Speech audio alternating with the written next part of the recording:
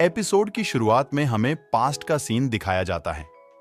जब गेटो को अपनी मैजिकल एनर्जी के बारे में पता चला था, गेटो एक गली के अंदर जाकर एक कर्स्ड स्पिरिट से टक्कर लेता है, जहां पर वो उसकी एनर्जी को एक बॉल में तब्दील कर उसे निगल लेता है। और इसी के चलते वो बताता है कि वो ये सब इसी के लिए करता है ताकि वो ज्ञान हासिल कर सके।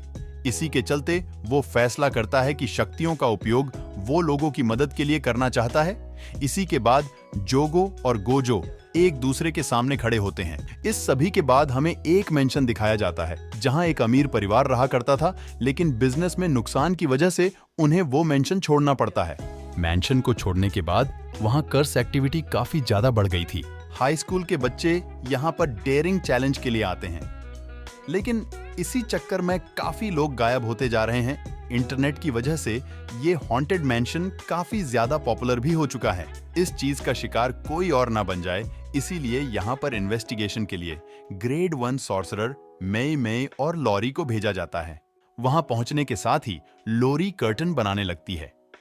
कर्टन बनाने से आम लोगों को पता नहीं चलता कि उसके अंदर आखिर क्या चल रहा है, लेकिन मेमे उसे मना कर देती है क्योंकि कर्स स्पिरिट्स मेंशन के अंदर हैं, ना कि मेंशन के बाहर। और फिर ये दोनों मेंशन के अंदर चली जाती हैं। पूरे घर के अंदर सिर्फ चारों तरफ कचरा पड़ा हुआ था और ये चीज देखकर लोरी जरा सी डर जाती है। मैं अब लोरी से कहती हैं कि अब इन दोनों को अलग अलग होकर घर में तलाशी लेनी चाहिए। तो अब लोरी को सेकंड फ्लोर पर जाना होगा। लोरी सेकंड फ्लोर पर पहुंचकर वहां सारे रूम्स को चेक करने लग जाती है, लेकिन उसे वहां पर चूहों के अलावा कुछ नहीं दिखता।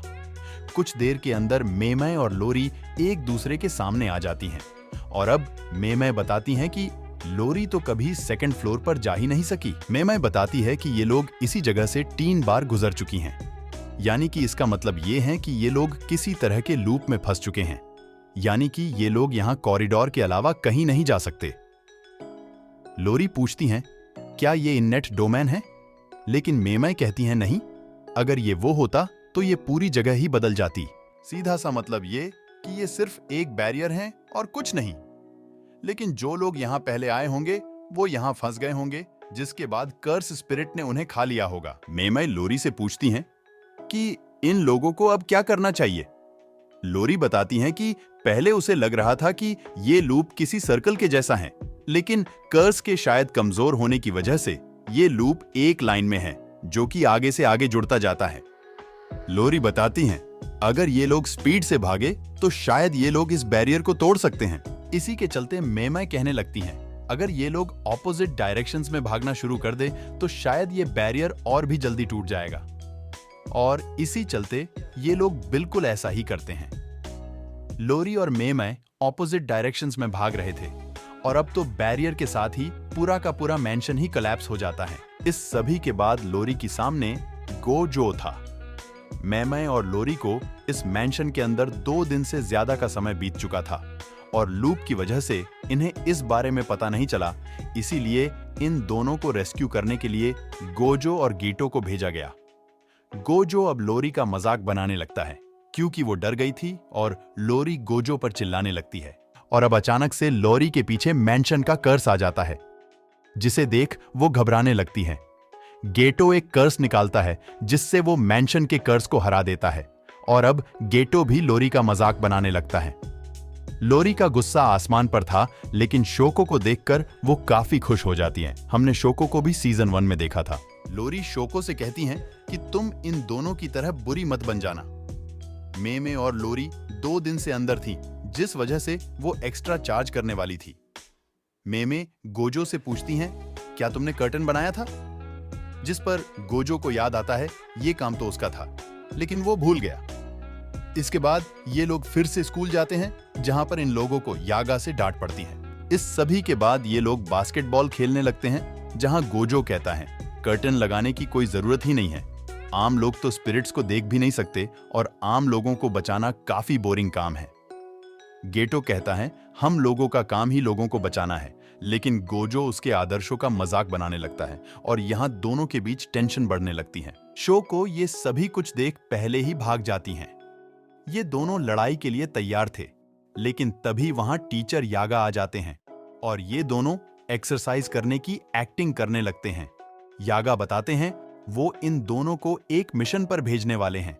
स्कूल के अंदर एक सॉर्सरर हैं जो कि अपनी कर्स टेक्निक से अमर हैं, लेकिन हर 500 सालों में उन्हें अपनी टेक्निक रिफ्रेश करनी पड़ती है, वरना वो कर्स में पागल हो जाएंगे।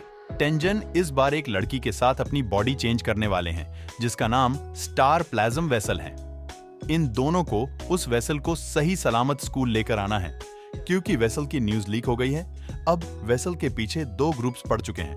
पहले ग्रुप का नाम है क्यू, जो चाहते हैं टेंजन दुनिया के दुश्मन बन जाए, और दूसरा ग्रुप टाइम वेसल एसोसिएशन, जो नहीं चाहते टेंजन किसी से मर्ज करे क्योंकि वो खराब हो जाएंगे।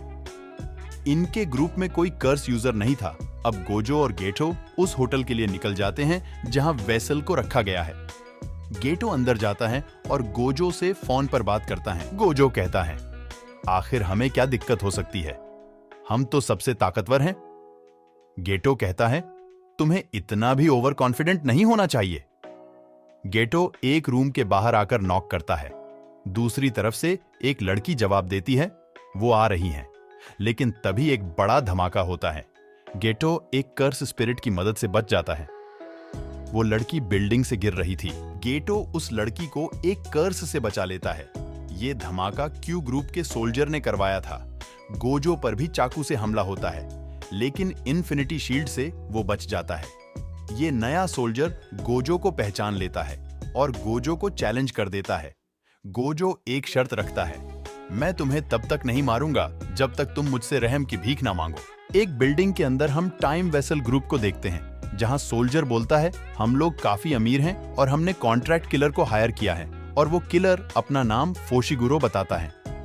और यही ये एपिसोड एंड हो जाता है। नेक्स्ट पार्ट के लिए वीडियो को लाइक और चैनल को सब्सक्राइब करना ना भूले।